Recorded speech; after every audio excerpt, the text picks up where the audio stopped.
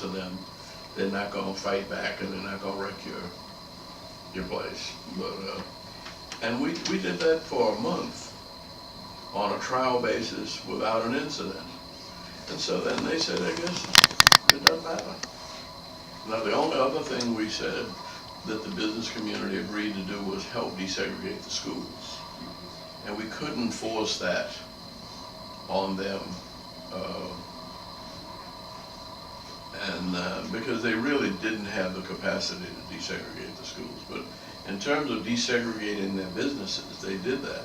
And that ended the demonstrations, and it started Birmingham on a different development path. And Birmingham is actually now celebrating its civil rights history. And they've got a whole park, and they're way ahead of us in terms of seeing this as a tourist venue, as a place where it makes it attractive for people to bring their conventions, because they have some other things to do. And so that negotiation went very easily. And all negotiations go easy if you're not afraid, and if you listen to your opponent.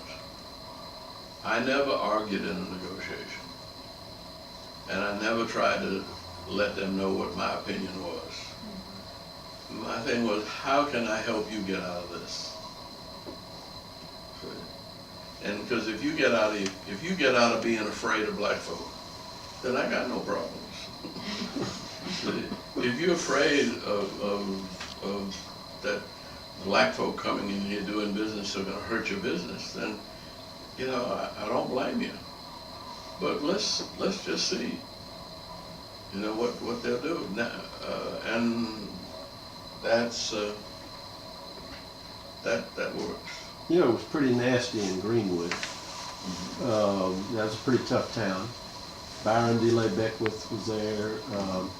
The Klan was there. They had this police chief. But that was a liberal town in Mississippi. Greenwood? Oh, Greenville. No, Greenville was the rest stop, so to speak. But and I'm not making a judgment. I'm making an observation. All the kids who came to Greenwood were from the north. Yeah, they were. And they weren't comfortable. They were scared. So I travel all over Mississippi,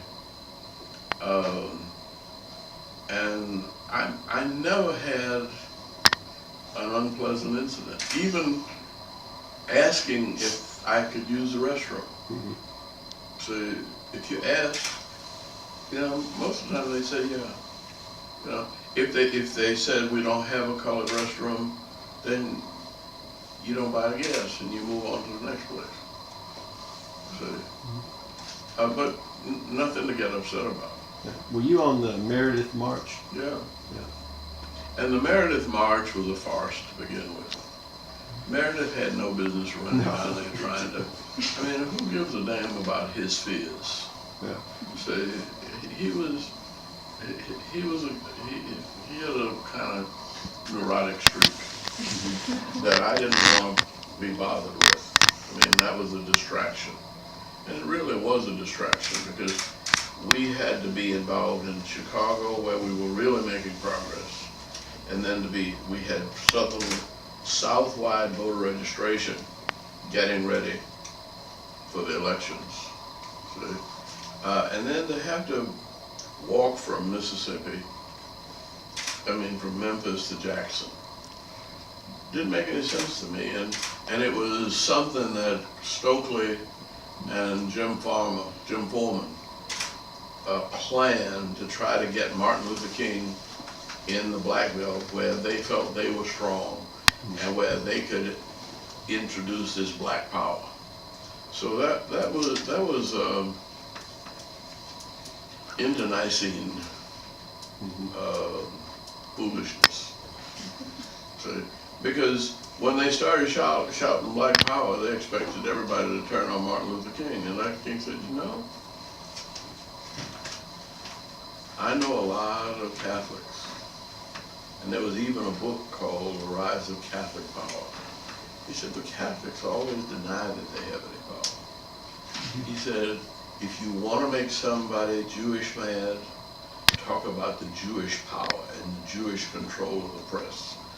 He said, you know, people who really have power don't go shouting about it. And he said, it seems funny to me that here we are walking down the road with no visible power, and we're shouting black power. That just doesn't make good sense to me. And then when we got to Canton, I think it was, and they tear gassed us in the park in the schoolyard. Stokely really panicked and almost had a nervous breakdown. All the black power people panicked and got scared. They couldn't deal with the tear gas and that, and they wanted to go charge the police. I said, wait a minute, you know, they got guns, they got billy clubs, and you're gonna run after them with all these women and children? I said, that's not black power, that's stupidity. And I had to threaten to fight one of them, you know, because and I said, no, you are not leaving here. You can't stop me.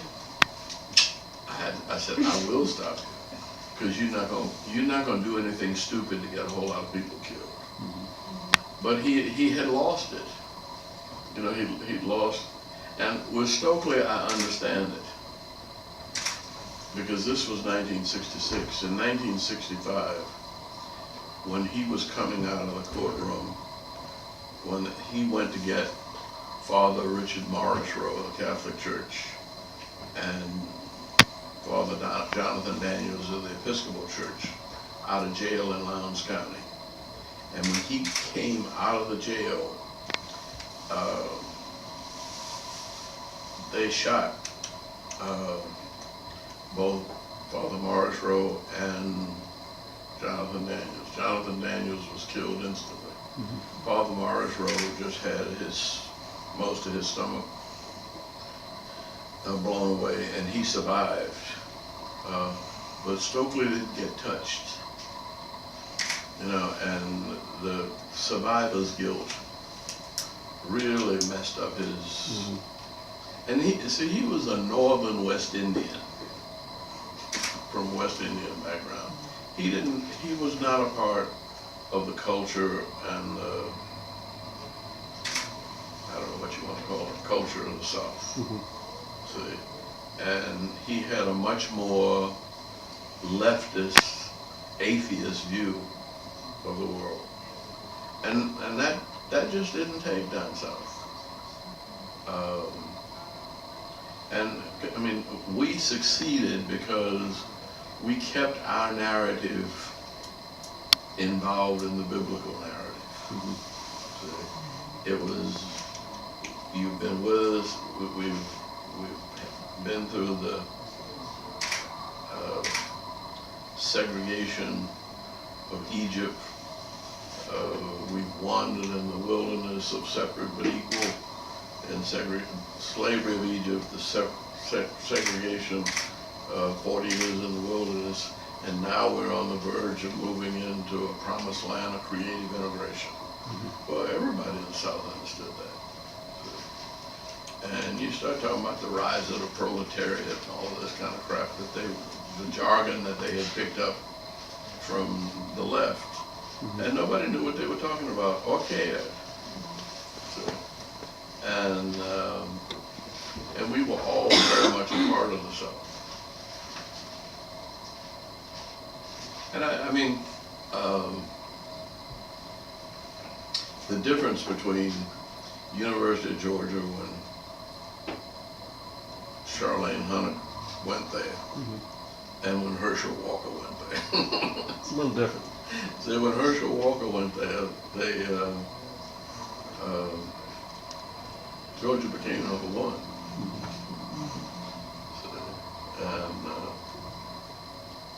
And when you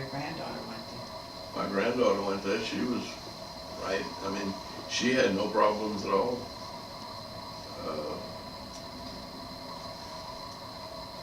And your daughter. And me.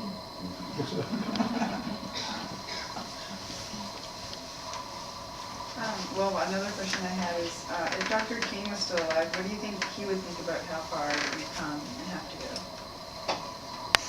Well, you have to remember, he talked about redeeming the soul of America from the triple evils of racism, war, and poverty.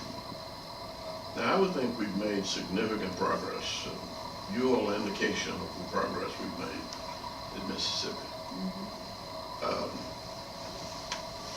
The fact that when you compare, you know, Korea and Vietnam and the Cold War with Iraq and Afghanistan, and I think we're on the verge of some kind of détente with Iran, simply because you can't settle Syria and the Hezbollah and stabilize the Middle East until you relate to Iran.